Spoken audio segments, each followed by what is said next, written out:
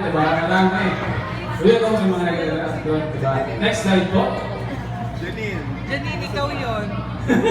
Ikaw din. Yeah, sino dito yung mga naghihintay ng true love? Mga naghihintay pa rin. Sino dito yung mga natagpuan na kanilang true love? Congrats sa inyo. Okay, next slide. Magbibigay lang po ako ng mga Bible verses. Okay lang po ba? Konti lang? Siguro mga lima lang to, tatlo.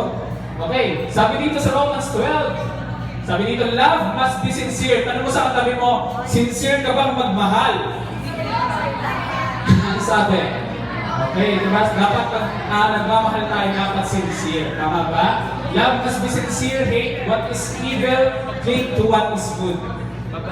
Okay, and sabi rin dito sa 1 John 3, sabi dito, let us not love with words or tongue, but with actions and in truth. Sino dito yung mga nabola na dati? Dati yung mga future partner nila.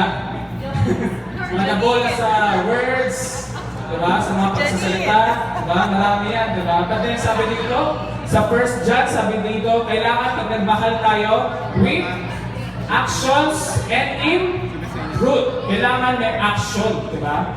Kailangan na-express natin na mabuti, na mahal natin yung partner natin. So love is an action word. Hindi siya bola-bola lang. Yung sabi ng isa, kanina si Dati, ano yun? Ano yung sabi niya? Ayun, yung sabi niya, yung love daw, pag hindi siya yung kanin na mainit, pag ayaw mo na, niluluwa mo na. Okay, sige. Tama po yun. Tama po. Kailangan pag nagmahal tayo, kailangan pinagdesisyonan natin. Tama ba? Kailangan hindi based sa emotion natin. Okay, next slide.